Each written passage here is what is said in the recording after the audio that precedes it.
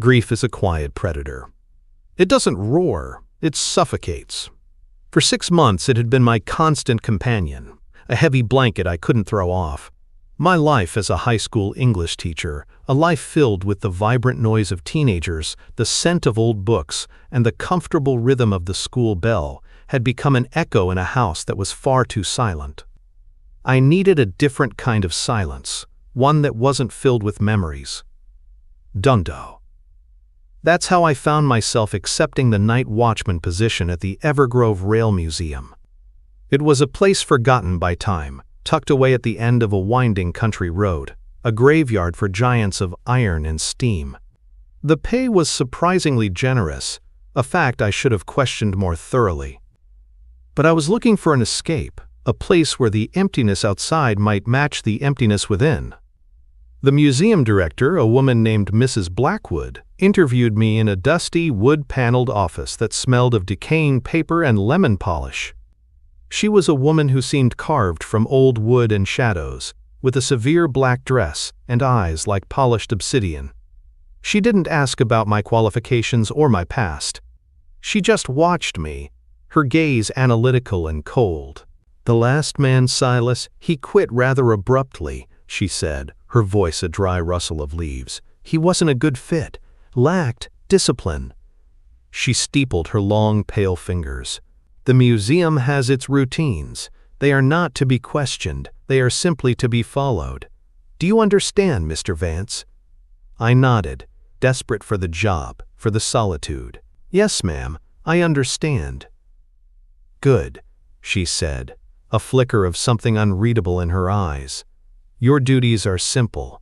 Patrol the grounds, keep the vandals out, and follow the instructions."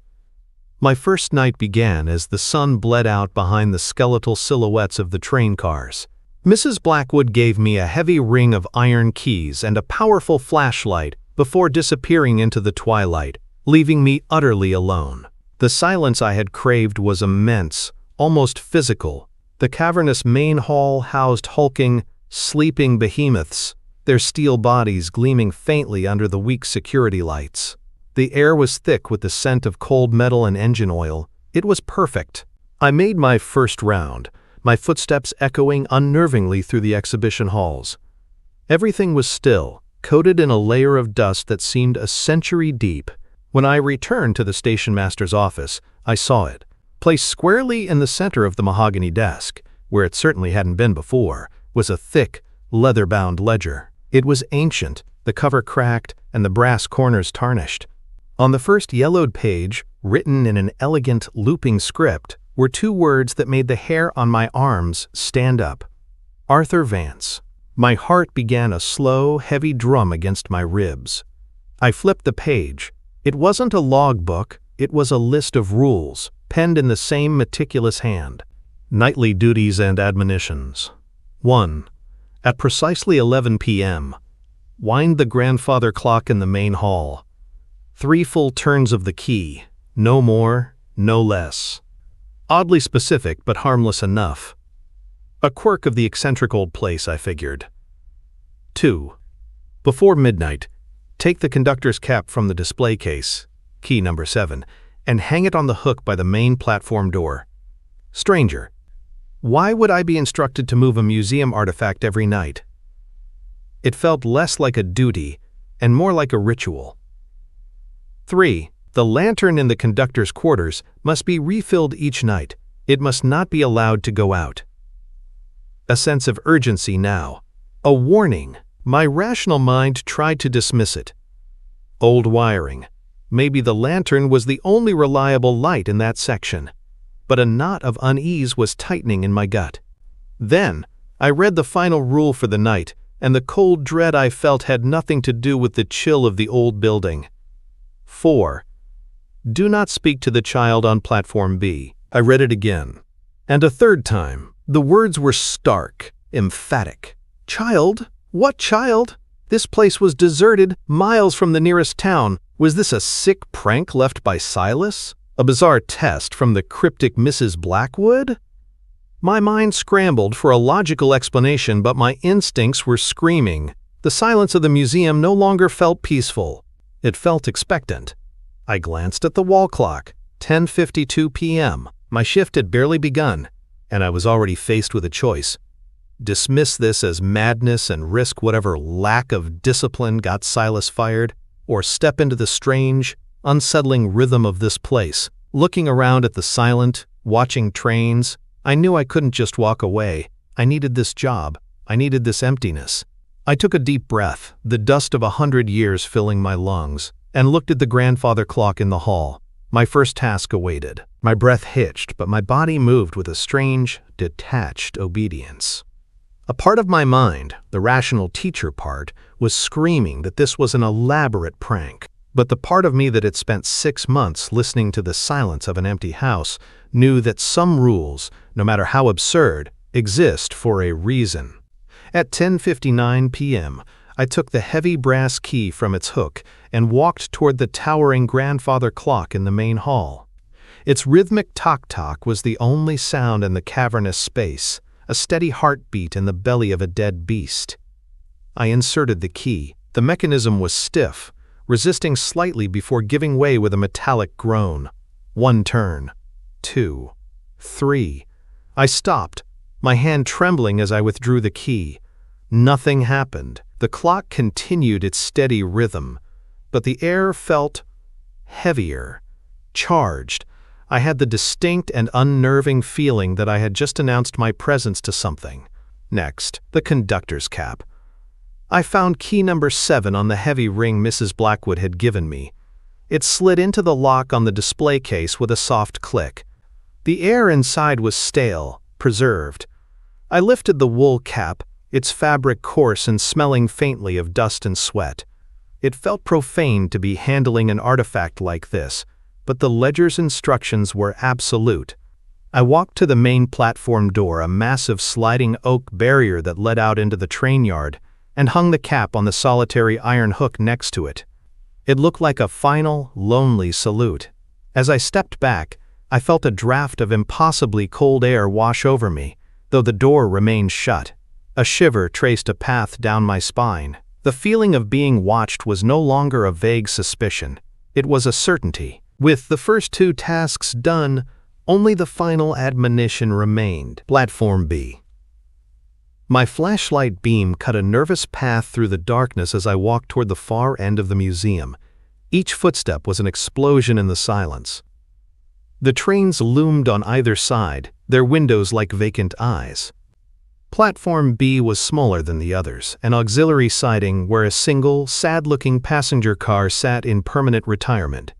A few wooden benches were bolted to the concrete, and a single, flickering gas-style lamp cast a sickly yellow glow over the scene. And under that light, she stood. She was exactly where the rule implied she would be. A little girl, no older than 7 or 8, wearing a simple, old-fashioned dress that looked like it belonged in one of the museum's displays. Her hair was done in 2 neat braids, and her face was pale, almost translucent in the weak light. In her arms, she clutched a tattered stuffed rabbit with one button eye. She wasn't crying or moving, she was just standing there, watching me approach, her expression unreadable. Every paternal instinct I had screamed at me to go to her, to ask her name, to find out where her parents were. My own loss, the memory of my son Leo, rose like bile in my throat. But the ledger's warning was a physical force, a wall of ice pressing against my chest. Do not speak to the child on platform B. Our eyes met. For a heart-stopping second, I saw a flicker of profound loneliness in her gaze, a silent plea that tore at the very fabric of my soul. My mouth opened, a word forming on my tongue, but fear, cold and absolute, won out. I clamped my jaw shut, my heart hammering against my ribs like a trapped bird. I turned my back on her. It was one of the hardest things I've ever had to do. I didn't run. I walked, each step deliberate and heavy, away from the platform, away from the little girl and her stuffed rabbit. I could feel her gaze on my back the entire way. My hands were shaking so badly I could barely hold the flashlight steady. I needed to get to the conductor's quarters, to the final task. The quarters were a small, recreated room off the main hall. As I entered, a new wave of panic washed over me. The lantern on the desk was sputtering, its flame guttering wildly. I had checked it when I first arrived. The oil reservoir had been nearly full. Now, looking through the glass, I could see it was almost empty. It hadn't just burned down. It was as if something had been actively, thirstily draining it. With fumbling fingers, I grabbed the oil can and refilled the lantern. The flame swelled, burning bright and steady once more, pushing the oppressive shadows back into the corners. I leaned against the wall, gasping for breath. The image of the girl on the platform burned into my mind. The rules weren't a prank, they were a defense. And I was beginning to realize, with sickening certainty, that I wasn't just here to keep vandals out. I was here to keep something else in. The drive back to the museum the next evening was a journey into the heart of my own fear. Every shadow on the road seemed to writhe. Every rustle of leaves in the wind sounded like a whisper. I'd spent the day in a state of agitated exhaustion, the image of the pale girl on the platform replaying in my mind. I told myself I could quit. I could be like Silas and just walk away. But the thought of returning to my silent, empty house with only my grief for company was somehow even more terrifying. I needed the distraction, even if it was a terrifying one. This time, the ledger wasn't on the desk. I found it resting on the conductor's cap I had hung by the platform door the night before, a silent acknowledgement that I had followed the rules. My hands trembled as I opened it. The ink was fresh, the script a perfect, unnerving match to the previous night's entry. Nightly duties and admonitions. 1. At 10 p.m., sweep the main hall floor. All dust must be collected and disposed of outside the west entrance. 2. Polish the brass bell on engine number 7 until you can see your reflection clearly. 3. Do not, under any circumstances, enter car 3 between 3 a.m. and 3:15 a.m. A new kind of chill settled over me. The first night's rules had been bizarre rituals. These were more pointed, more specific. The warning about car 3, a rusted Pullman car I'd barely glanced at, felt less like a quirk and more like a safety protocol for a hazard I couldn't see. I set to work, finding a strange comfort in the mundane task of sweeping. The rhythmic swish-swish of the broom against the concrete was a small anchor in a sea of unease. I kept my head down, focusing on the floor, on the patterns of dust and grime. As I passed one of the polished marble columns, I glanced at my reflection, and my heart stopped cold. For a fraction of a second, I saw a figure standing directly behind me. It was tall and impossibly thin, a silhouette of a man in an old-fashioned suit, its form indistinct and wavering like heat haze. I spun around, the broom clattering to the floor. Nothing.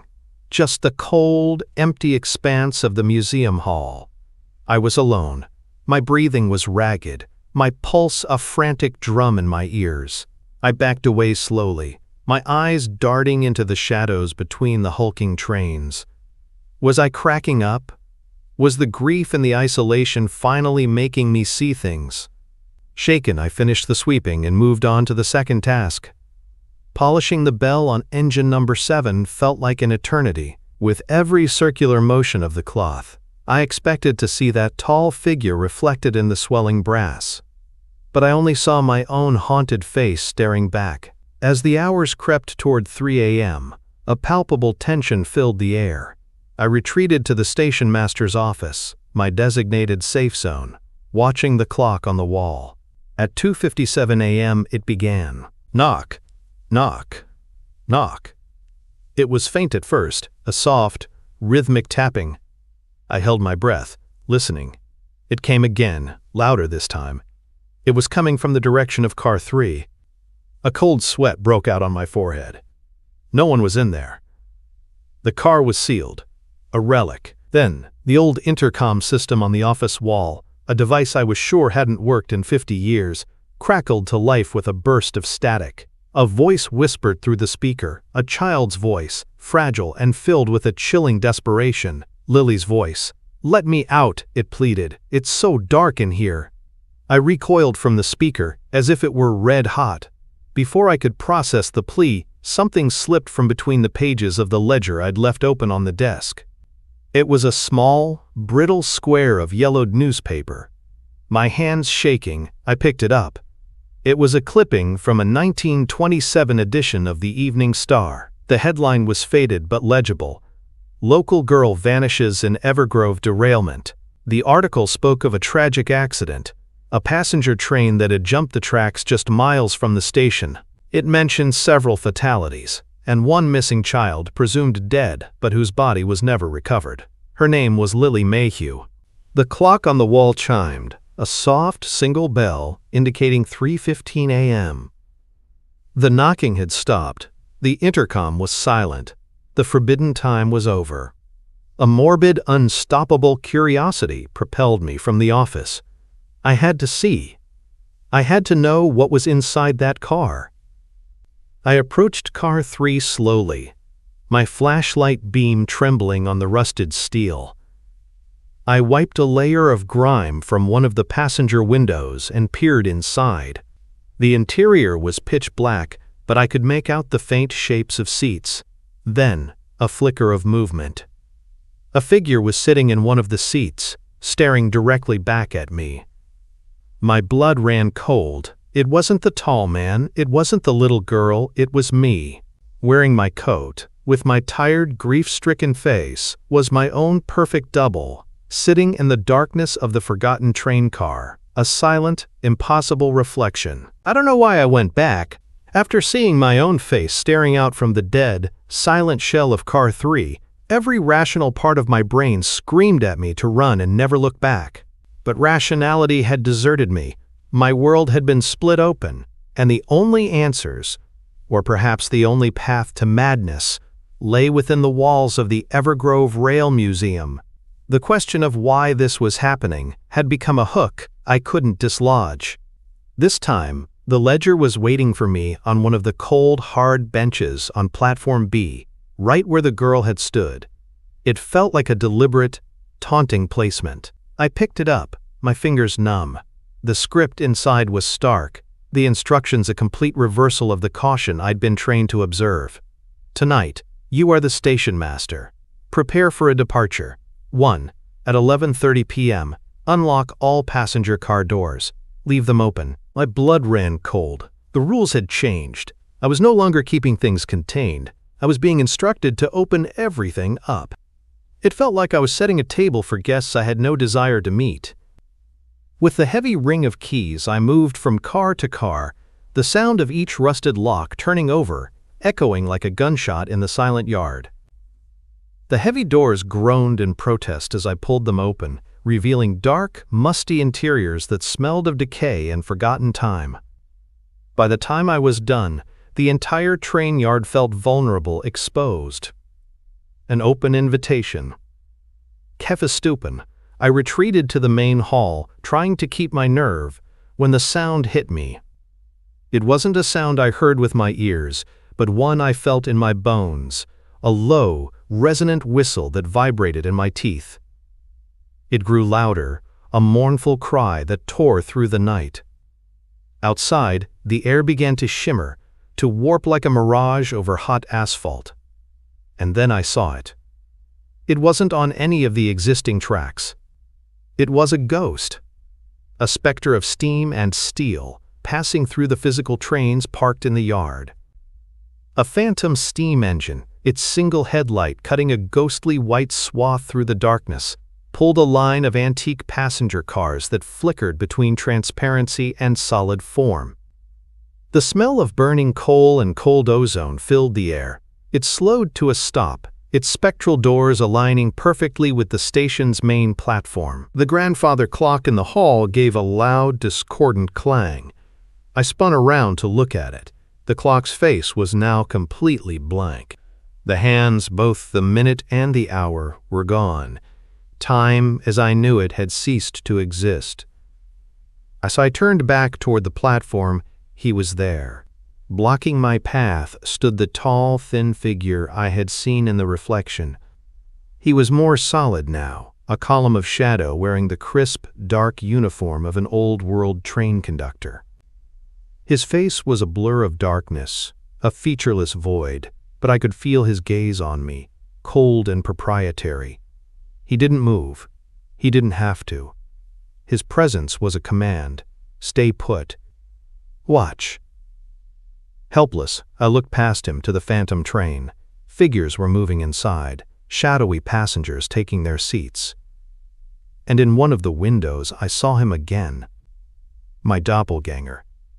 He was looking right at me, his expression not of grief but of calm, hollow acceptance. Then, slowly, he raised a hand and pointed directly at me. It wasn't a threat. It was an acknowledgement, a summons. Just as suddenly as it arrived, the train gave another soul-shaking blast of its whistle and began to pull away, fading back into transparency until it was nothing more than a whisper of smoke in the night air. The hands of the grandfather clock reappeared with a soft click, and the station was silent once more. The shadowy conductor was gone. I was alone, trembling, my mind a fractured mess. But the phantom train had left something behind. The door to car 3, the one my double had sat in, was still ajar. A pull I couldn't resist drew me toward it. Stepping inside was like stepping into a tomb. But there, folded neatly on a passenger's seat, was a coat. A familiar charcoal gray wool coat. My coat. I reached out a shaking hand and touched the fabric. It was real. And I knew, with a certainty that defied all logic, that this was the coat I had been wearing that night. The night of the cabin fire. The night my son, Leo, had... The story I had told myself, the one where I had survived and my coat was lost to the flames, was a lie. And holding it now, I could still smell the faint, sickening scent of wood smoke clinging to the fibers. The phantom train was gone, but its presence lingered, a cold spot in the fabric of reality. I spent the rest of the night huddled in the station master's office, the gray wool coat clutched in my hands.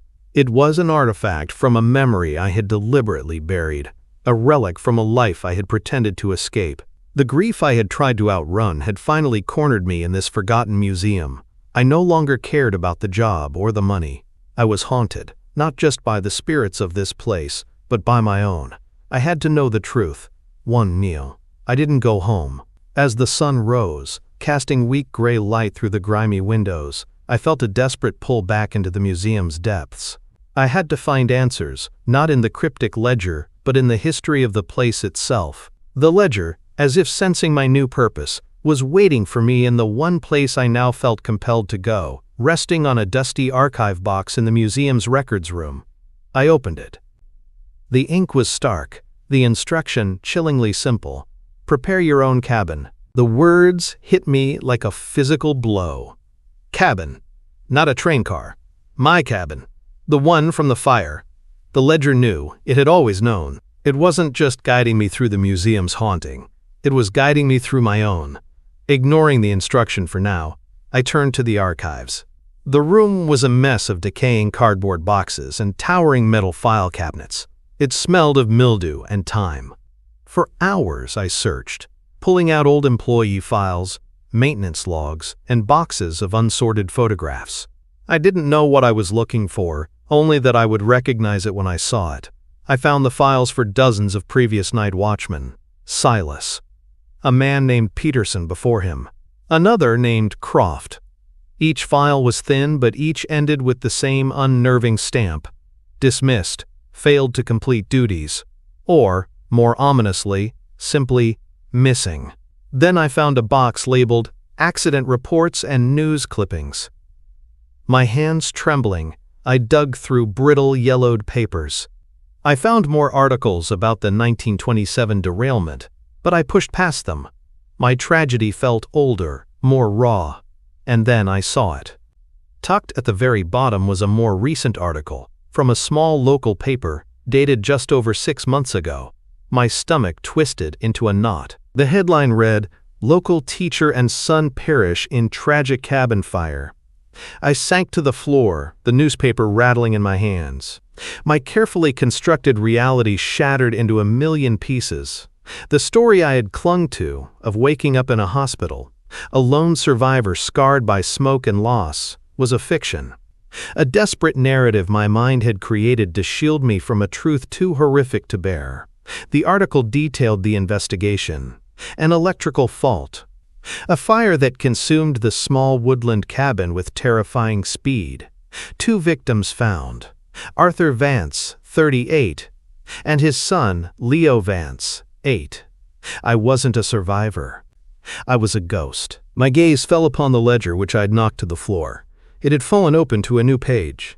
The elegant script was no longer a list of tasks, but a title. Passenger Manifest, Night Express.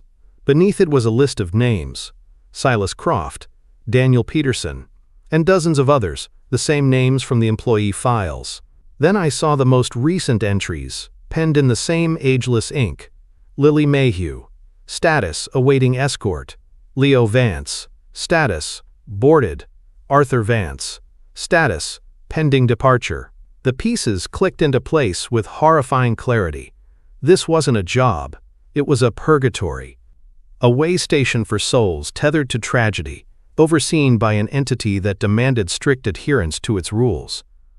The other watchmen hadn't just quit. They had failed their tests and were gone. Dismissed. My doppelganger on the train wasn't a warning. It was my destination. It was the part of me that had already accepted its fate. A final chilling realization dawned on me. I stumbled over to the employee file cabinets and pulled open the drawer for V. There it was, a file with my name on it. It had been there all along. Inside was my application, a copy of my driver's license, and a single sheet of paper. On it, my information was neatly typed out. At the bottom, a final line read, Status, pending departure. The line between the living and the dead had ceased to exist for me. I was a ghost haunting the scene of my own life, and the Evergrove Rail Museum was my limbo. I no longer looked at the clock to know when my shift began. The setting of the sun was a signal that pulsed in my very being. The world outside the museum grounds had become faded and distant, like a photograph left out in the sun. This place, with its cold steel and silent platforms, was my reality now. I walked through the main hall that night, not with the fear of an employee, but with the weary resignation of a resident. The wool coat was draped over my shoulders, a shroud I had earned. The ledger sat on the station master's desk, but I didn't need to read it. I knew what was coming. The phantom train would return, and this time, its purpose would be terrifyingly clear. As twilight bled into true night, the air grew thick and heavy with the smell of ozone and coal smoke. The spectral whistle echoed through the valley, a sound that no longer startled me but resonated deep in my chest, a call I was meant to answer. The phantom engine shimmered into existence, pulling its ghostly carriages through the solid forms of the museum's displays until it hissed to a stop at the main platform. The doors slid open with a whisper of displaced air, revealing interiors softly lit with a warm, ethereal glow. The tall, shadowy conductor stood on the platform, his featureless face turned toward me. This time, he didn't block my path. He gave a slow, deliberate nod, an invitation. My feet felt like lead, but I was drawn forward, toward the open doors of the train. My own doppelganger was not there tonight. His seat was empty. It was waiting for me. My gaze drifted down the line of glowing windows, and then it stopped. My heart, a ghost of a muscle that no longer needed to beat, gave a painful lurch. There, in the window of car 3, sat a small boy, his face pressed against the glass. He had sandy brown hair that always fell into his eyes, and a small gap between his 2 front teeth. He was wearing his favorite blue pajamas with little yellow rockets on them. It was Leo. My son, well, he looked exactly as he had the night of the fire, healthy and whole, not a memory but a living, breathing presence just a pane of glass away. The crushing weight of my fabricated survival story collapsed entirely, replaced by the raw, unending agony of the truth. We had died together. As I stared, paralyzed, he looked up and saw me. A slow, sleepy smile spread across his face. the same smile that had been the sun in my sky for 8 wonderful years. He lifted a small hand and waved. Then his voice, not carried on the air but blooming directly inside my mind, clear as a bell, spoke to me. "Daddy, I was waiting for you." Tears I no longer possessed, the ability to shed burned behind my eyes. I stumbled forward, my hand rising to touch the cold glass separating us. "They said we're leaving soon," his voice continued, filled with a simple, childish trust. "Are you coming with us?" The question hung in the supercharged air between us. They, the conductor, the entity that ran this station, they had brought my son here for me. This was the final test. This was the purpose of the rituals, the rules, the waiting. It wasn't a punishment. It was a process, a passage. I looked from Leo's innocent, expectant face to the shadowy form of the conductor, who watched us with unnerving patience. Then my eyes fell to the ledger, which now rested on a nearby bench, open to its final, chilling message. To remain is to repeat. To depart is to forget. Your seat awaits. The choice was laid bare. I could board the train with my son, depart into the unknown, and be granted the mercy of forgetting the pain, the fire, the grief. Or I could remain here, in this cold, lonely station, and repeat this cycle of memory and loss forever. To stay was to remember everything. To leave was to lose it all, even the memory of Leo's smile. Leo's face was filled with such hope, such certainty, that his father would, of course, come with him. For the first time since I'd taken this job, I felt a flicker of something other than fear or grief. It was purpose. My choice wasn't just about me anymore. It was about him. The museum was no longer a place of shadows and silence. Tonight, it was alive. Every gas lamp on the platforms burned with a bright, steady flame, casting a warm, golden light that banished all the dark corners. The brass on the engines gleamed as if freshly polished by a dozen invisible hands. The air, once thick with dust and decay, now hummed with a quiet, expectant energy. It was a station preparing for its most important departure. I walked through the transformed space, the gray coat feeling less like a shroud and more like a uniform. My purpose was clear, laid out for me not just by the ledger but by the trusting face of my son. The ledger lay on the station master's desk, its leather cover seeming newer, the brass corners shining. I opened it to the final page. There was only one task left, the culmination of all the strange rituals that had come before. Escort the child to Car 7, Seat 14. Not a child, the child. Lily Mayhew. But my heart knew the instruction was for me, and for my son. My duty was to him. Really. I found Leo not in Car 3, but in the caboose, the small car at the very end of the phantom train. He was sitting on a wooden bench, swinging his legs, looking at a picture book that seemed to be made of soft light. He looked up as I entered, his smile radiant. "Daddy!" "I knew you'd come." I knelt before him, the floor of the train feeling both solid and ethereal beneath my knees. All the words I wanted to say, "I'm sorry," "I love you," "I missed you," caught in my throat, a painful knot of spectral emotion. I didn't need to say them. He knew. We were beyond words now. I simply reached out and gently brushed the hair from his forehead. In this place between worlds, I could feel the soft texture of his hair, the warmth of his skin. It was real. "It's time to go, buddy," I said, my voice hoarse. "Are we going on an adventure?" he asked, his eyes wide with excitement. "The greatest adventure," I promised. I took his small hand in mine. It fit perfectly, just as it always had. Together we walked from the caboose, through the ghostly, glowing carriages. Shadowy passengers sat in their seats, their forms indistinct, but they all turned to watch us pass, their silence one of profound respect. I saw the girl, Lily, sitting alone, her stuffed rabbit clutched to her chest. She looked up at me, and for the first time, a small, faint smile touched her lips. She understood. We arrived at car 7. It was an old dining car, the tables set with pristine white cloths and cutlery that shimmered. Seat 14 was a small booth by a large window. I helped Leo clamber onto the velvet-cushioned seat. He immediately pressed his face to the glass, looking out at the golden light of the station. "Will you sit with me?" he asked, his voice small, turning back to look at me. And there it was.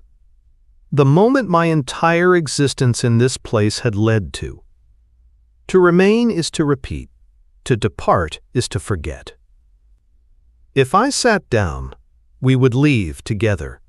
And the fire, the pain, the memory of his laugh, his smile, his very existence, would be washed away in a sea of peaceful oblivion.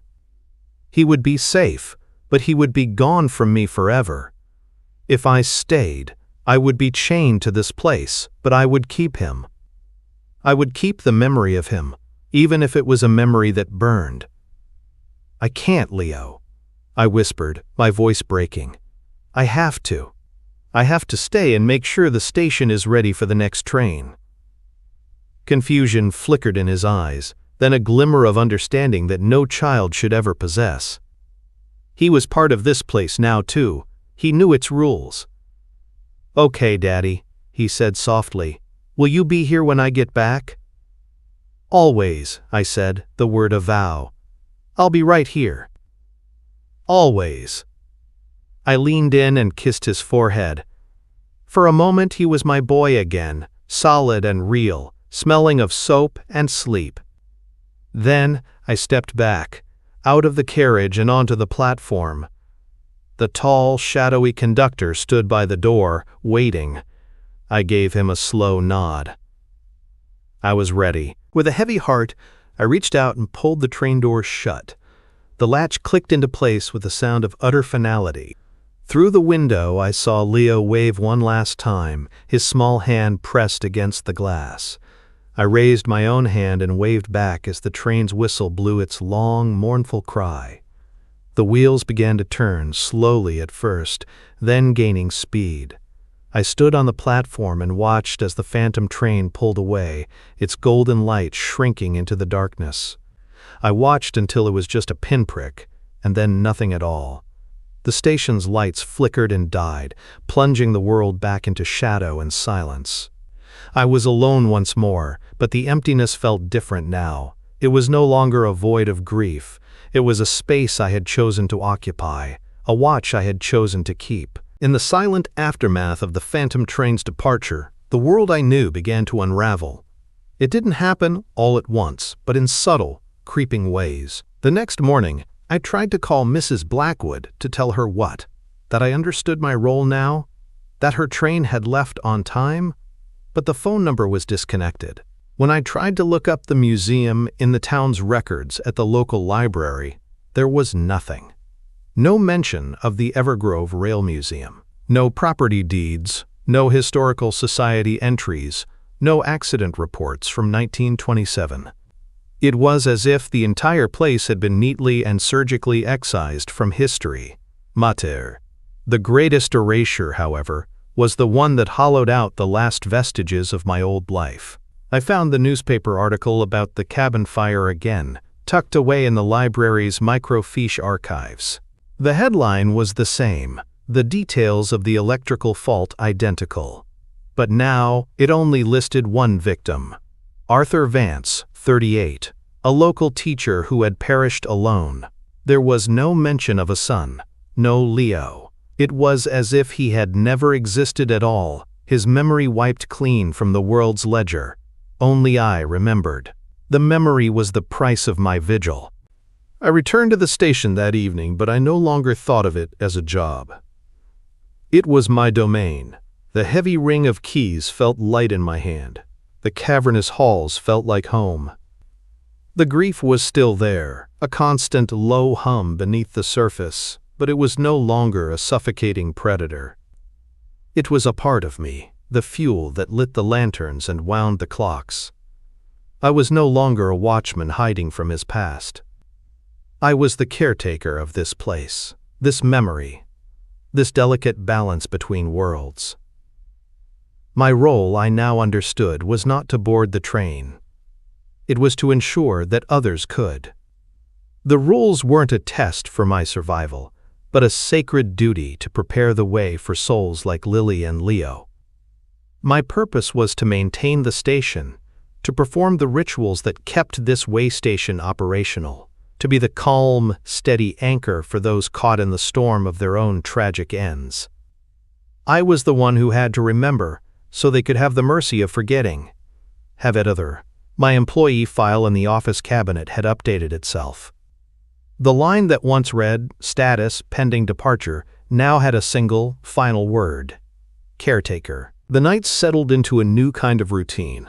It was a lonely existence, but it was not empty. I still swept the floors and polished the brass. I still refilled the lantern in the conductor's quarters, knowing now that its light was a beacon for the lost. I still hung the conductor's cap on its hook, a sign that the station master was on duty. Sometimes, in the deepest hours of the night, I feel the echoes of the station's other residents.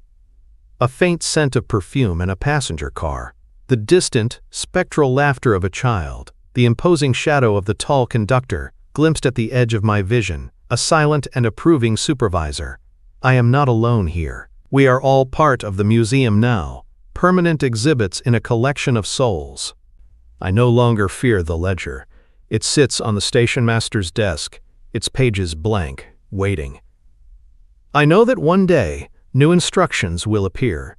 A new name will be added to the manifest. A lost soul will find their way to my platform, and I will have to guide them. I will perform my duties. I will keep the lights burning. And I will wait. I will wait for the night the train returns, not for a new passenger, but for me. I will wait for the night I see Leo's face in the window again, pulling into the station to take his father on that final adventure. Until then, I am here, the last watchman, the eternal caretaker of the Evergrove Rail Museum. My shift never ends.